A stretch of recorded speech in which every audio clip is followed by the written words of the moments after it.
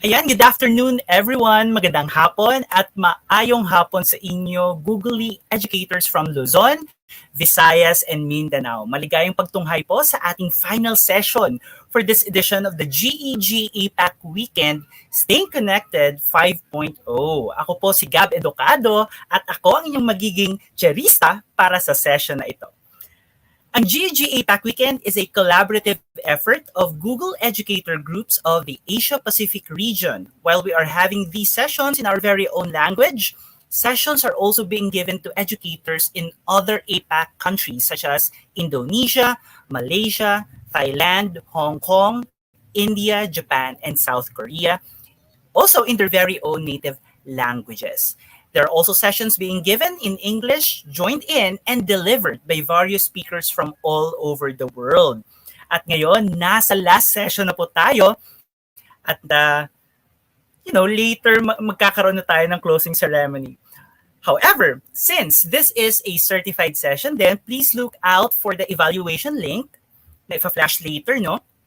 At ilalagay sa ating mga chat box na kailangan po nating sagutan in order for you to qualify for a certificate na ipapadala naman sa inyo ng GEG Philippines through your indicated email. So it's very important, teachers, at sa ating mga ipapang manonood, na yung inyong email, kailangan correct yung spelling, correct yung pagkakalagay. Okay? At later, magkakaroon din ng isang raffle draw sa ating GEG APAC Weekend Live Event 5.0 Wrap Up, mamayang 8:15 p.m. ng gabi, where you can win GCE exam vouchers and various exciting googly goodies. So without further ado po, I will be introducing to you our resource speaker para sa session na ito. He is an EdTech coach, a Google certified trainer and innovator, a Google Educator Group Philippines emeritus and founder.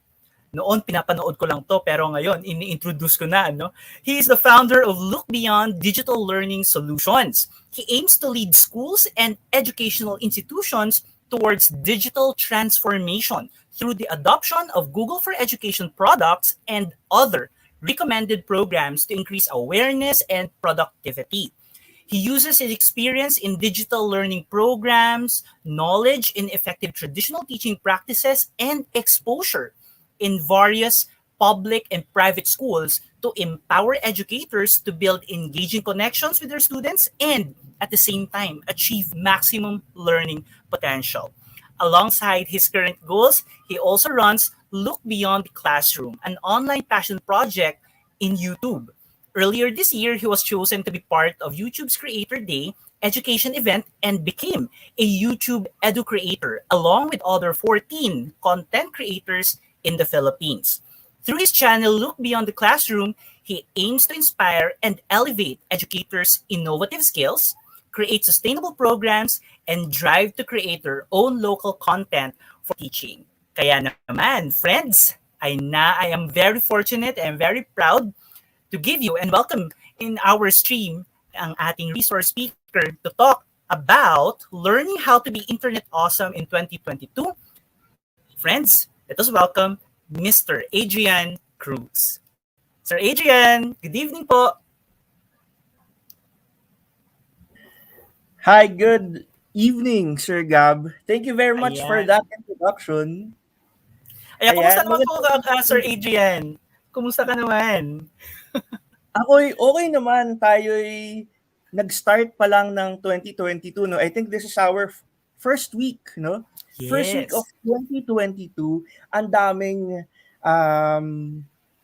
we're looking forward to this year, no? Ang daming magagandang, hopefully, nag-expect tayo ng mga magagandang mangyayari sa atin in the coming weeks and the coming months. So that's why my topic, ang naisip kong topic for this GEG APAC weekend is how to be internet awesome in 2022. Because we all know, sa pagpasok ng 2022, gusto natin i-attract lahat ng positive energy and we want to start fresh.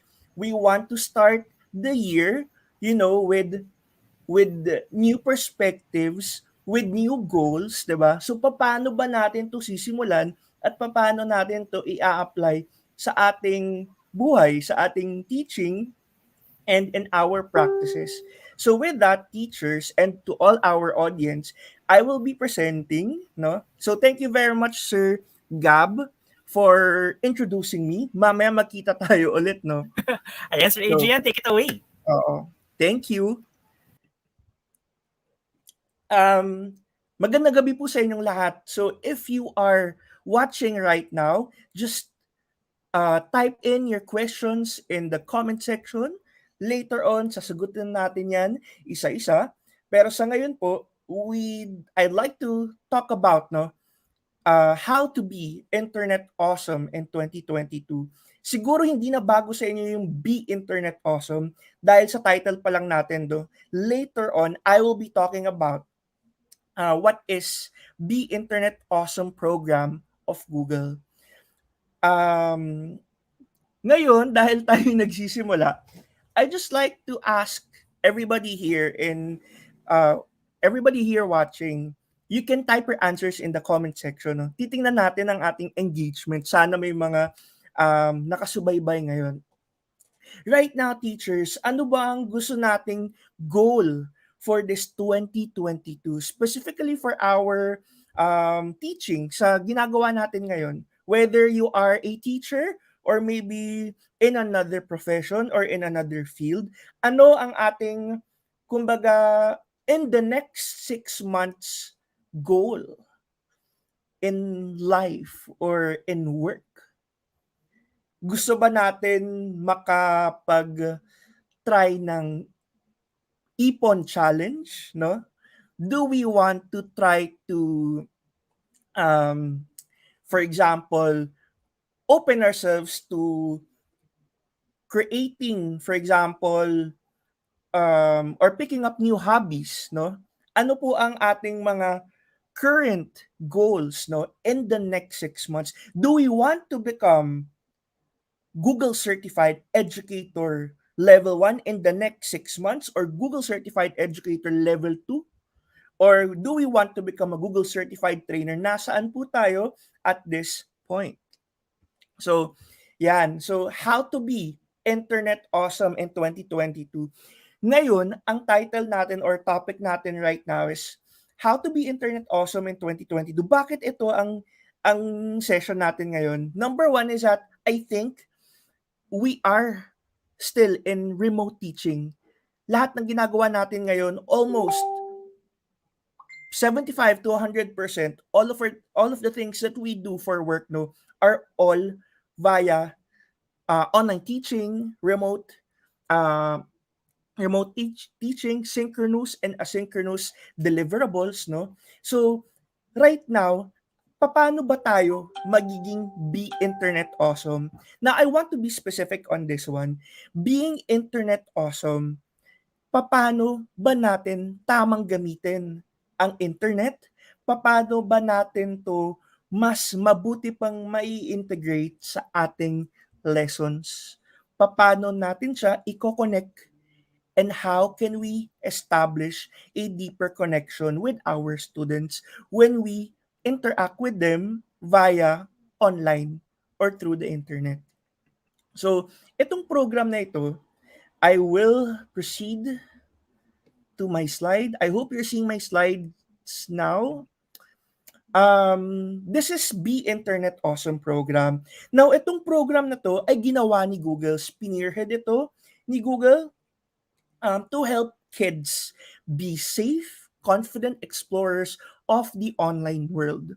Pero si Google, nakipagtulungan siya sa iba't ibang mga organizations para mas mapalakas pa nila yung programang ito. Again, ang goal dito at ang aim dito ay to help students, no? Help our kids to know how to navigate into the internet world. Dahil nga ang ating mga estudyante ay Gen Zs, no? They have advanced skills already or innate skills when it comes to using the different devices. And they're also exposed to the internet. Hindi naman natin po pwedeng pigilan lahat ng pwede nilang puntahan na websites. But instead, what we should have to do is to be able to teach them how to be smart, how to be wise when it comes to becoming digital citizens. Once you use the internet, once we use our devices, once we connect to the Wi-Fi, we automatically become digital citizens. And we have to make sure that when we are digital citizens, dapat parallel yun na kapag nasa online world ka, ay yun din yung pinoproject mo kapag in real life. And that is also what we have to teach our students.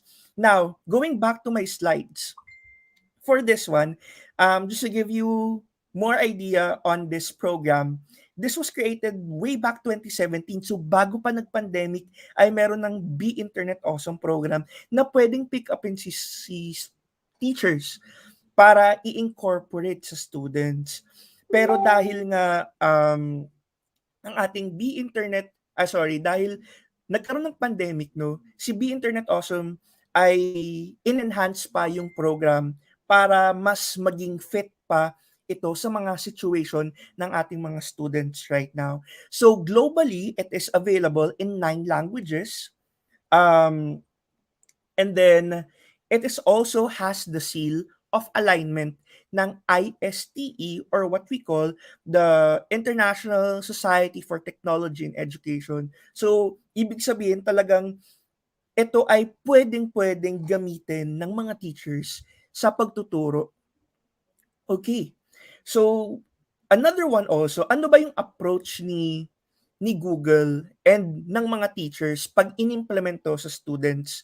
Now, the Be Internet Awesome program is has an approach, no, wherein they tap in not just only the kids, not just only the educators, but also the parents. So tatlong parte ito. So ang programang ito ay para sa tatlo.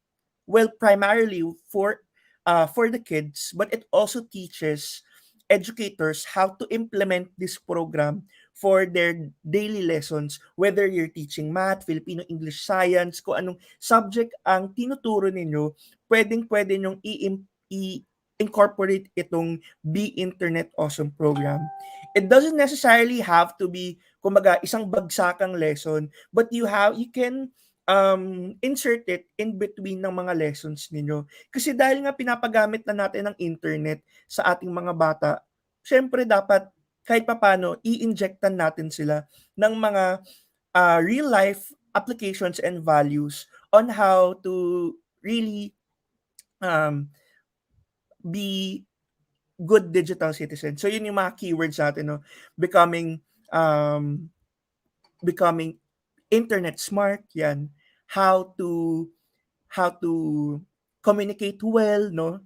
Do we retaliate or do we fight back when there's bashing, no?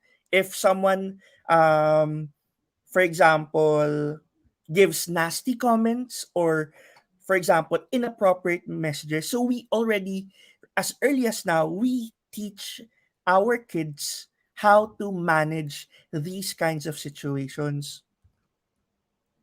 um okay, so yan po, no. Now, ang Be Internet Awesome ay merong 5 pillars. So ito po yung 5 pillars ng programang ito. We have Be Internet Smart. Ayan. It has 5 colors. So first would be Internet Smart. The second would be Internet Alert. Ayan. Third one would be Internet Strong. We have Be Internet Kind, and last one would be Internet Brave. So, 5 pillars ito na pwede nating ituro sa mga students. As much as possible, magandang i-cover natin lahat ito, no? So, we can just disseminate this, depende sa inyo, weekly, kung ilan ang kaya ninyong ipasok for um, your lessons. Sorry, for our audience, okay lang ba? May I ask 30 seconds lang, I will just um, hook up my my device sa ating um, connection. Sandali lang po.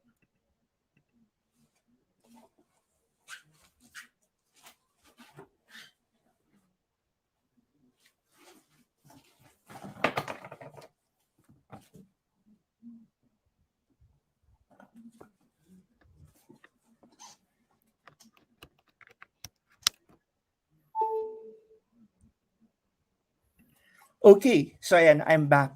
Thank you very much for waiting. So, we have 5 pillars na na coverage ni Be Internet Awesome. Now, punta tayo sa unang pillar.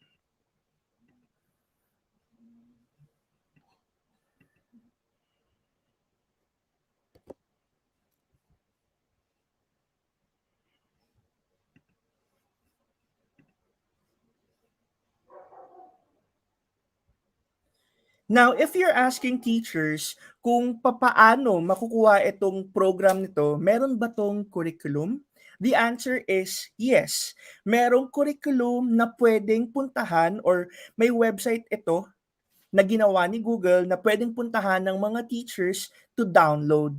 So, the curriculum is made for the teachers para bigyan sila ng step-by-step na procedure kung paano ito pinakamagandang i-execute for your students.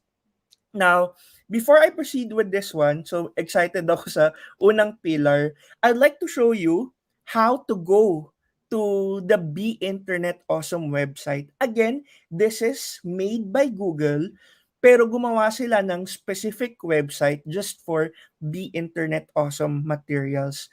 So, you can access beinternetawesome.withgoogle.com. So, ito po yun. I will type in um, this website here in the comment section para madali nyo mapuntahan. So yan. So this is your go-to page, no? So this is your Be Internet Awesome page. Ano ba ang laman nito?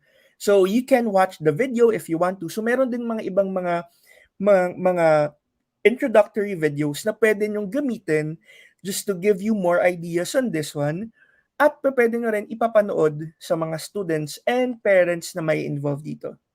Now, when you scroll down, you can see here, ayan po yung ating 5 pillars or 5 topics ng Be Internet Awesome. So, merong Be Internet Smart, ayan, Be Internet Alert, Be Internet Strong, we have Be Internet Kind, and we have Be Internet Brave. No? When you scroll down, later on, this is one of my favorite parts of the program, pero isi-skip ko muna. Now, when you scroll down pa, you have their Be Internet Awesome curriculum. So this one you can already download. So ayan, when you click this, you already have the curriculum. Now, sobrang haba nito, pero nasa tamang YouTube channel kayo ngayon para makita, no, I will summarize all of this. So, dito kung makikita ninyo, you're already free to explore on this program. Ano bang laman nito? So, pag tinuro ko yung unang pillar, share with care, ano ba yung mga topics na cover dito? So, meron ditong when not to share, keeping it private, and mga, that's not what I meant. Di ba minsan may mga chat conversations na hindi mo alam kung galit ba yung kausap mo o hindi. Minsan naka-all caps lahat nung tinype. So, sometimes it has a different interpretation, no, to somebody. So, yung mga ganun, we also have to teach our students how to type properly, no, with correct punctuations, with, di ba, mga ganun. So, dito mapag-uusapan yan. What else? Who is this person anyway? Yung mga topics na kapag may nag-message ba sa inyo na hindi nyo kilala or may nag-add sa inyo, dapat nyo bang i-accept? When to accept? When not to accept? Mga ganun. So it talks about how to become how to have, um, how to be more discerning. Ayan, how to be more discerning in the online world. So, yan yung mga topics. How do others see us online? So, it talks about how you project yourselves when you post your photos, when you post your videos, your ano ba, yung mga my day, mga stories, diba? Or even your mga comments online. How do you do that? How are you projecting a positive vibe towards others? So, it talks about it doesn't, hindi talaga to specific to academics, but it talks about real life situations and how to how to really be good, ay babalik ulit ako dun sa being good digital citizens. So madaming coverage ito.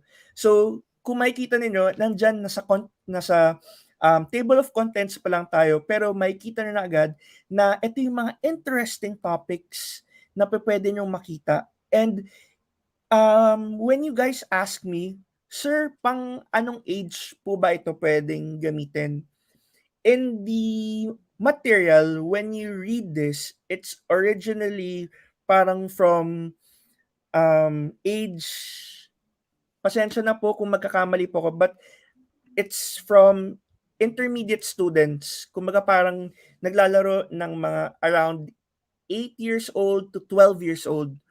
Pero pwede nyo 'tong i-implement sa high school students because it talks about um, being active online. It talks about you as a person being a digital citizen. So, ibig sabihin, kahit tayo teachers or kahit tayong adults, matututo tayo dito. So, in the program, when you read this, it's specific for, basta nandito siya when you read it. It's specific to age 8 to 12, pero very much applicable to for high schoolers or even for college. I've taught this way back in 2017 and 2019. I've already taught this twice when I was teaching in senior high school. So, na-enjoy pa rin nila ito because they are learning. They are also, kumbaga, they encounter these kinds of situations, no? At makaka-relate sila. Kasi sila mismo ay users, internet users. Ayan. Now, how to teach the curriculum? So, nag-proceed na tayo sa sumunod na page. If you can see here, ayan, for each parts or each pillar ng programa, meron tayong mga vocabulary activities na pwedeng gamitin. Now, it's already given here. Now, it's up to you if you want to create your own or pick up na ginawa ni Google. So, meron na tayong mga materials na pwedeng gawin dito. You can pick it up as is or you can also customize it. For example, kung mas bagay ang pwede niyong bawasan ba yung mga materials na na meron dito or pwede niyong dagdagan. And then the other one, dahil nga itong Be Internet Awesome ay ginawa no sa ibang bansa. Originally, ang language talaga ay English. Even the examples here, later on I'll show you the slides that you can give to the students. Yung mga example doon, yung mga pangalan ng mga bata, for example, ay mga tunog pang ibang lahi. So dito pwede nung palitan ng Pedro, Maria, yung pang Pilipino instead of like hearing names or reading names like Connor, ganyan mga Chloe or something. So you can change it, no? So you can modify. Now aside from this one and the vocabulary activities, for each pillar and each topic, merong goals for the students, merong let's talk. So dito, pwede nyo talagang i-take yung opportunity na ito to really have an open discussion with the students and really talk about things happening in them. Kasi 'di ba minsan lalo na if they're already nag-eedad or kumbaga pumapasok na sa pagiging teenager, sometimes they become more secretive or sometimes hindi talaga sila nagpapakita ng sensitivity nila. So dito it creates an avenue for teachers and students having an open communication. And syempre, pwede din natin ipasok dito yung parents. Dahil talagang involved din sila dito, the parents also should know the internet activities of their children. So yan. What else? What else can you see here? Meron din tayong mga activities. So ito na yun, yung mga materials na available dito, mga worksheets. You can download them. So, side by side ko po siyang ipapakita sa inyo. Sana hindi kayo malito. I will go back to the Be Internet Awesome page. If I scroll up again, you will see here about families, educators, slides. So when you click the slides, so nandito na po lahat ng pwede nyo gamitin. For example, this is the first pillar, be internet smart, share with care. Ito na po yung topics, yung nakita natin sa table of contents for each topic. So ito na rin siya. Ayan po. When not to share, keeping it private. So if you check each material, these are all slides, by the way. So when you check each one, it automatically makes your own copy. And then the other one, ang kagandahan dito, kung gumagamit kayo ng Pear Deck, this is a third-party application that you can pair and integrate with Google Slides. You have an option if you want this to become more interactive with the students. So kung makikita ninyo, for each lesson, ayan, may unit 1, and then this is the lesson 1. And then these are the lesson goals. Sabi ko kanina, for each lesson, meron ding separate lesson goals. And then there's an opportunity for you. Kayo na po bahala dito. Pwede nyo gamitin to during the synchronous session. For example, 5 minute, 5 minutes discussion or 10 minutes discussion about why does privacy matter? So pwede nyong hugutin ano ba ang iniisip ng mga students when it comes to the word privacy. So doon, makikita po ninyo kung gaano kalalim na ba ang understanding ng students when it comes to this kind of topics. Now, if you're teaching, for example, grade 2, grade 3, grade 4, medyo bababaan natin yung level ng ating explanation for the students, for our kids. Siyempre, kapag medyo high school or senior high school, medyo mas madali. Ako, like ko sinasabi yun, dito sa mga usaping ganito, dahil this talks about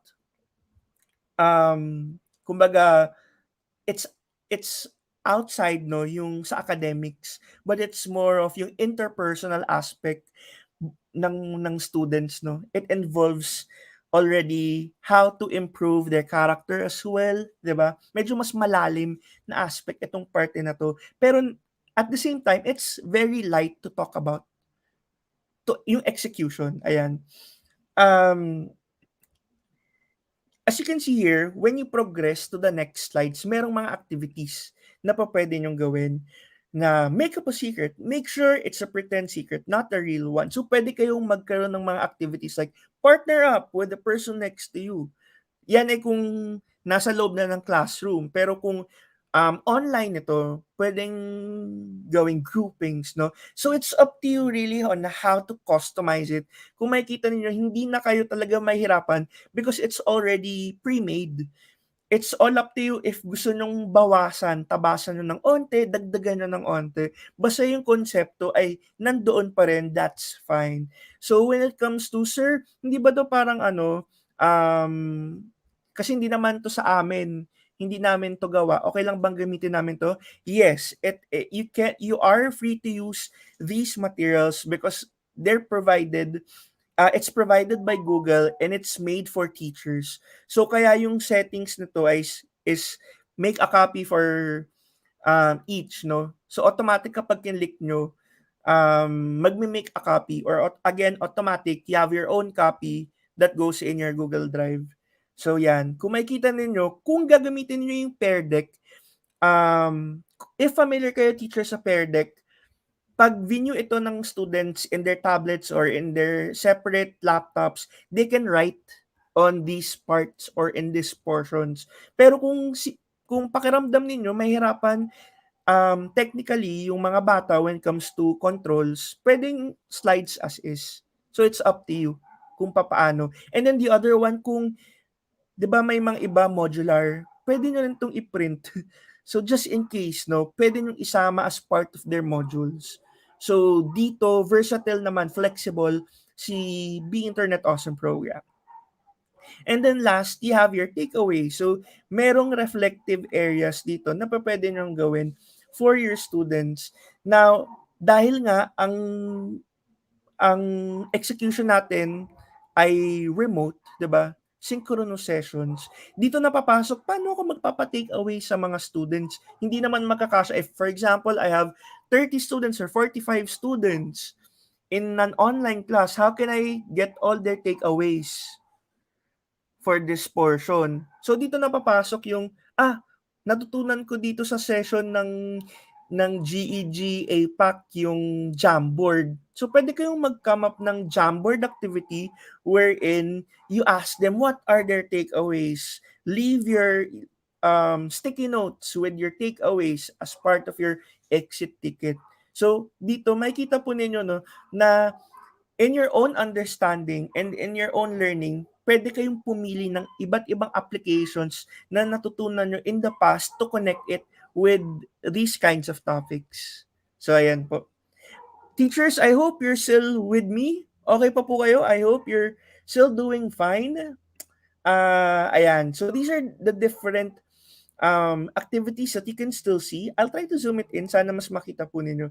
So yan, what other kinds of information should we be careful to protect?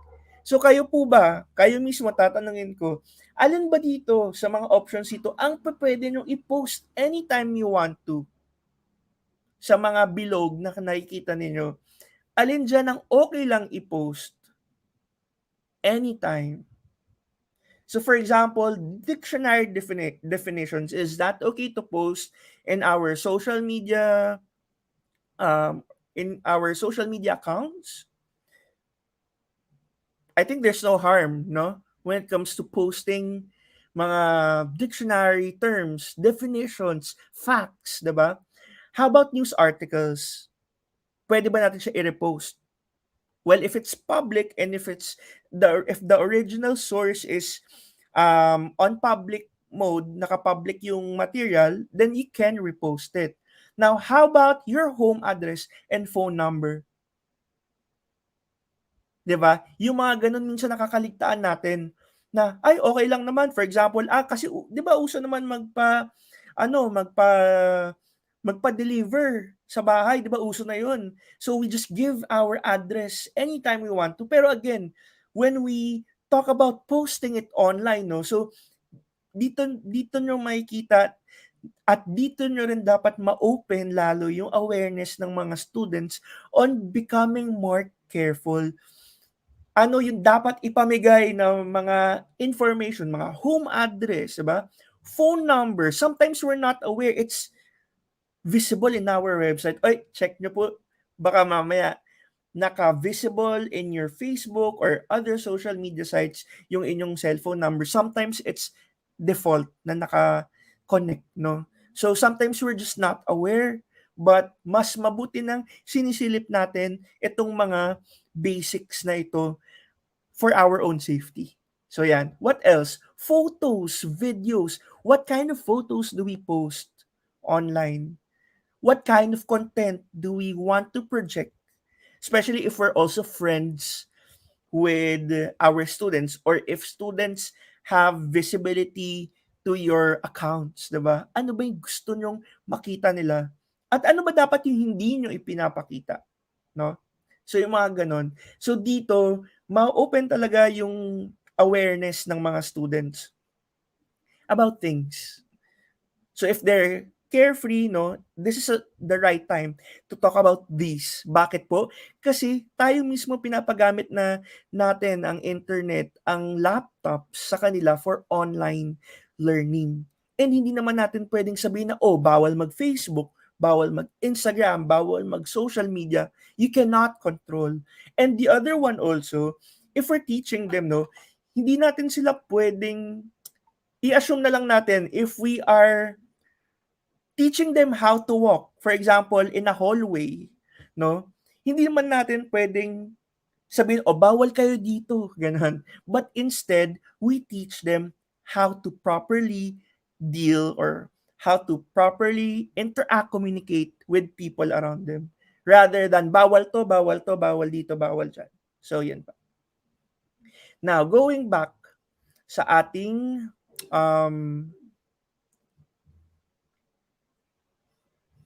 okay. Going back sa ating slides, sandali lang po. I'll just reshare my material.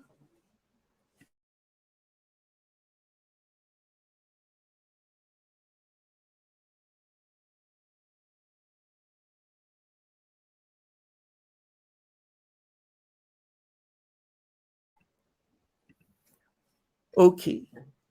So going back to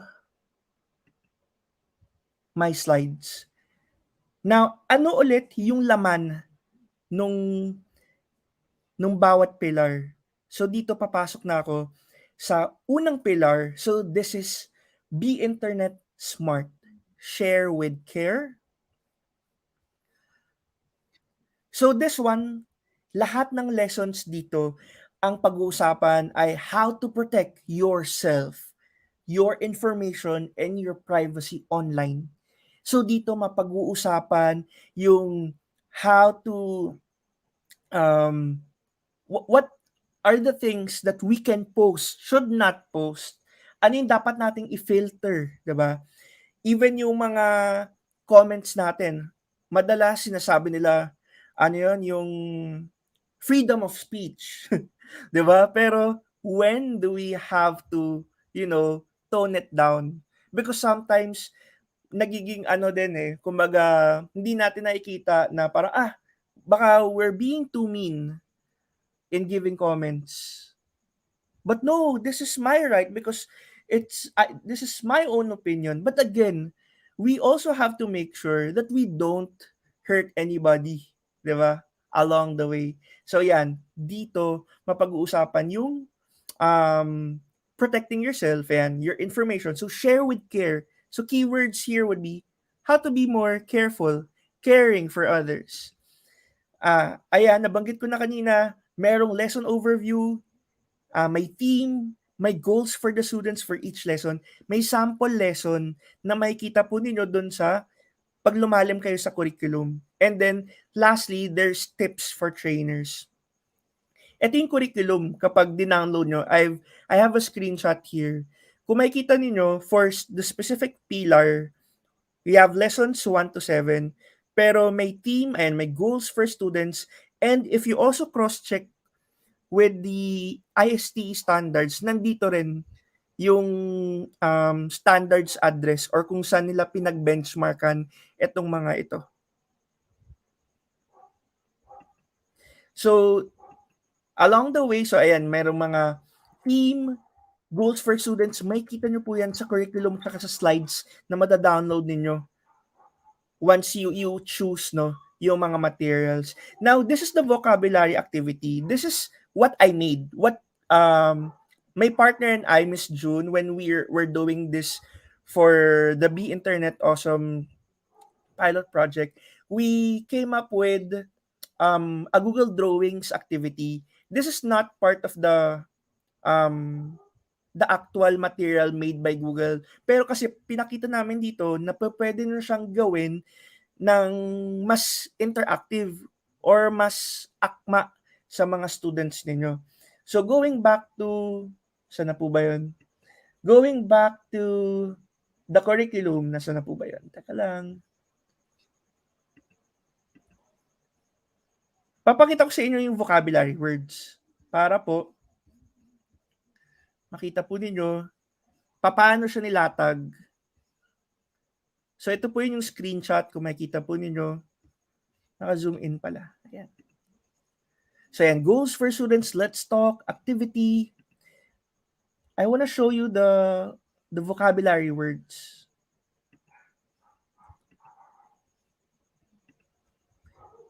Ayan, so nadadaanan po ninyo, meron pa ditong mga activity sheets kung gusto ninyo. Just in case na mag-back to school na tayo, very much applicable pa rin ito. I want to show you how it looks like. Ayan po, nakita niyo yung mga pangalan, Christy, Tyler, Connor. So, try natin kung ganyan yung mga material, pwede natin palitan. Mas makaka-relate yung mga students kapag kapangalan siguro ng mga classmates sila or tunog Pilipino. Now, I can't find the vocabulary words, pero meron po dito for each part ay merong vocabulary words. Ayan. Sorry po, medyo Nalito kayo. This one, um, may vocabulary words. Kita po ninyo, online privacy. Ano ba yung online privacy? Ito yung definition, personal information, reputation, ganyan. Pwede nyo i-explain to ano ba yung code? Ano yung context? So, kayo bahala kung gusto nyong i-discuss lahat to.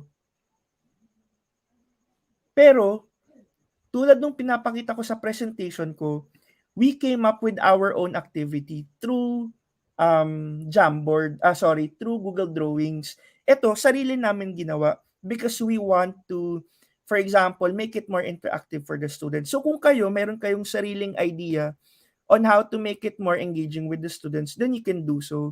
For example, ganito, parang activity sheet, drag and drop. You have the definition and then you have the words here. And then this can be answered by students individually or kung gusto nyo, group work, yan.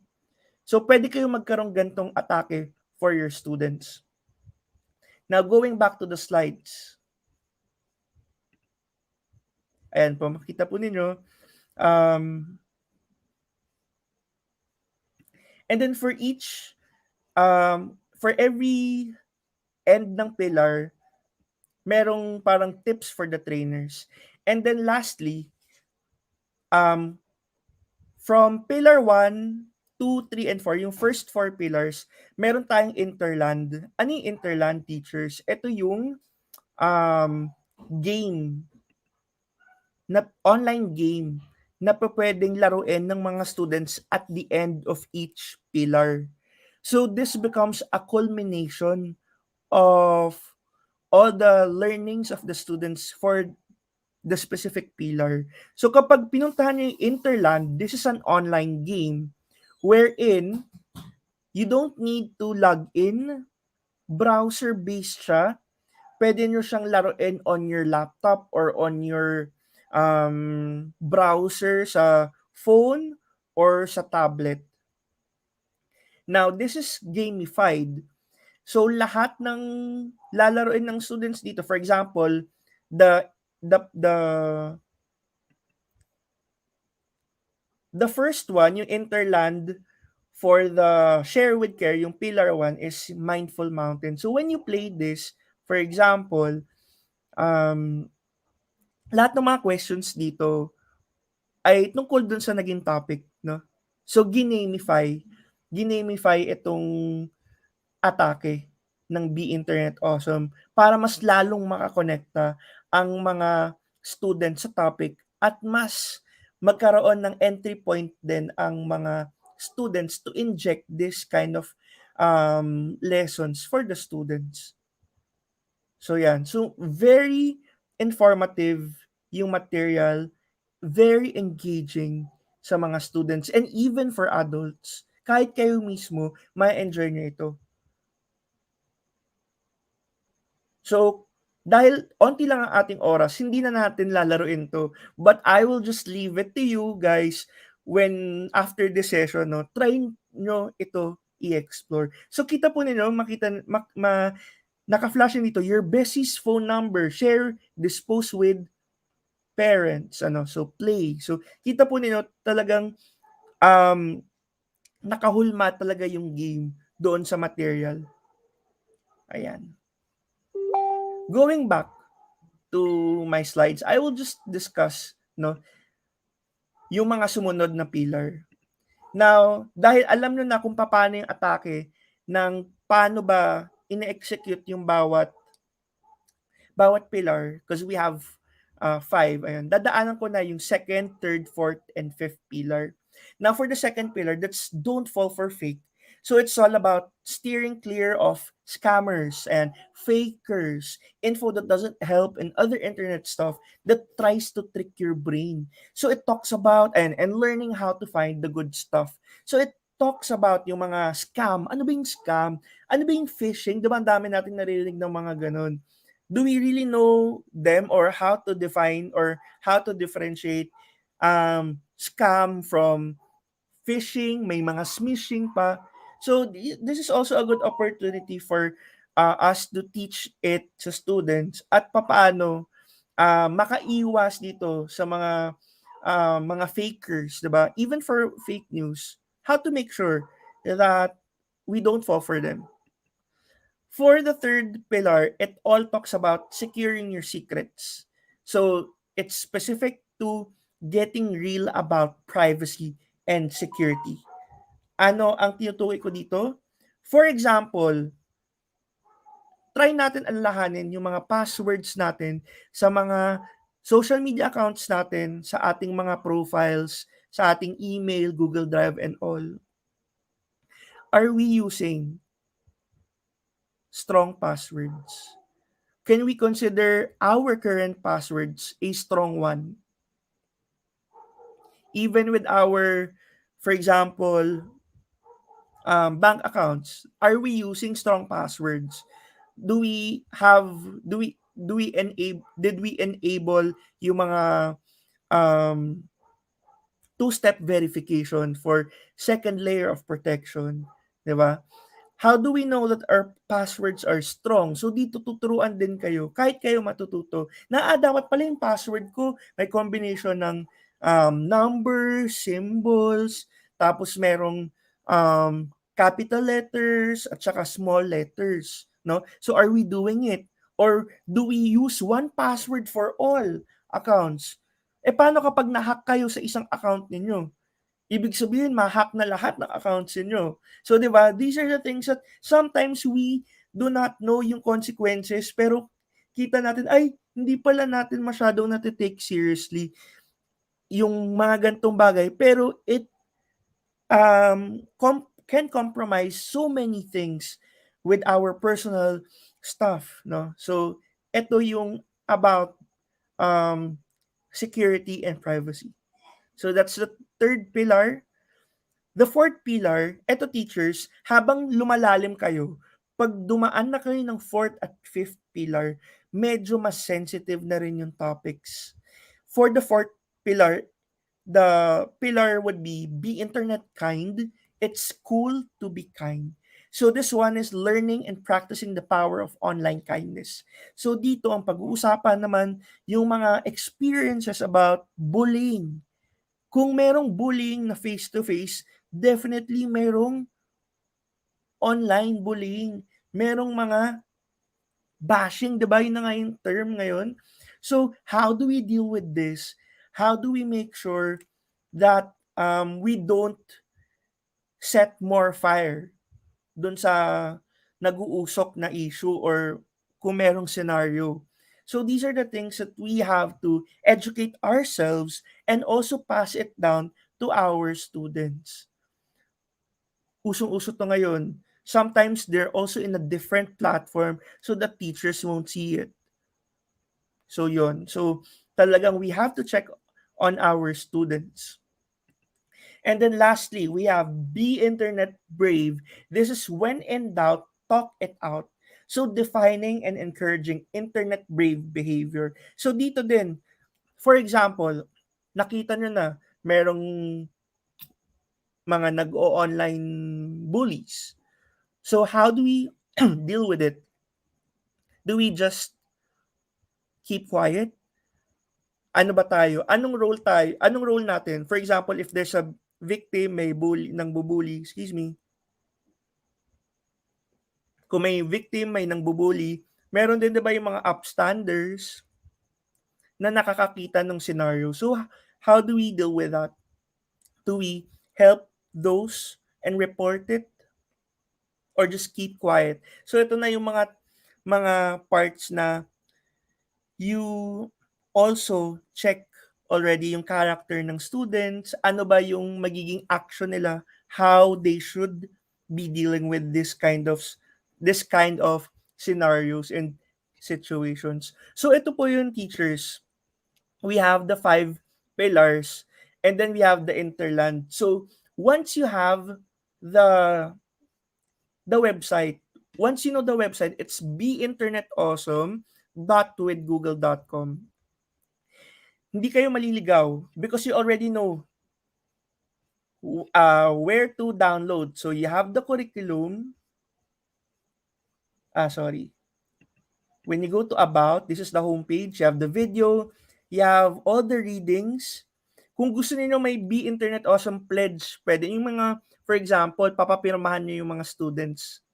After finishing the program, I am pledging to become more, mga ganon. So, kumbaga may accountability din sa mga students. Pwede nyo gamitin to para talagang mas engage yung mga students.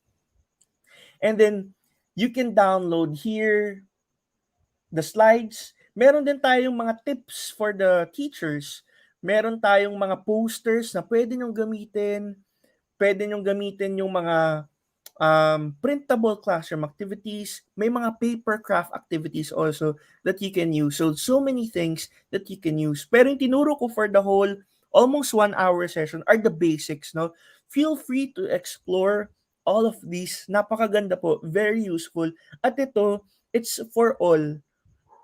For all teachers, even for adults, kahit ituro niyo ito sa inyong kapatid, sa inyong pamangkin, sa kahit kanino na currently active in the internet, definitely ma-appreciate nila ito, ma-appreciate nito. Just give it a time and explore, and you'll have fun with this.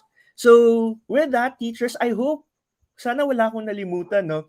And by the way, aside from this replay, you can rewatch this one. But just in case, you can also find me on my YouTube channel. So my channel is